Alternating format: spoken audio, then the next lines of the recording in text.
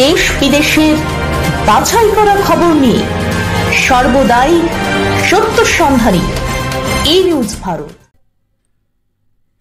নমস্কার, ই নিউজ ভারতে আপনাদের সকলকে স্বাগত। শুরু করছি ওয়েদার আপডেট।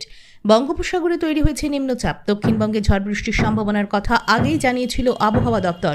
কলকাতা সহ দক্ষিণবঙ্গের 5 জেলায় ঝেঁপে বৃষ্টির পূর্বাভাস। কলকাতা, হাওড়া, হুগলি, নদিয়া ও পূর্ব বর্ধমান জেলার কিছু অংশে বজ্রবিদ্যুৎ সহ বৃষ্টির সতর্কতা।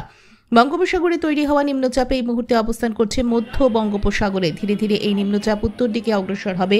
উত্তর বঙ্গোপসাগরে ওড়িশা এবং গাঙ্গেয় পশ্চিমবঙ্গ এবং বাংলাদেশের উপকূলে এটি গভীর নিম্নচাপে পরিণত হওয়ার সম্ভাবনা। এর জেরে আগামী 72 ঘন্টায় বাংলায় বৃষ্টি বাড়বে। আজ ভারী বৃষ্টি পশ্চিম মেদিনীপুর, বাঁকুড়া ও ঝাড়গ্রাম জেলায়। হাওড়া, হুগলি সহ দক্ষিণবঙ্গ জুড়ে সাধারণভাবে হালকা থেকে মাঝারি মাত্রায় বৃষ্টি হবে। আজ কলকাতা ও তার পার্শ্ববর্তী এলাকার প্রধানত মেঘলা আকাশ। আজ কলকাতা ও তার পার্শ্ববর্তী অঞ্চলে দিনের সর্বোচ্চ তাপমাত্রা 33 ডিগ্রি সেলসিয়াস, সর্বনিম্ন 28 ডিগ্রি সেলসিয়াস।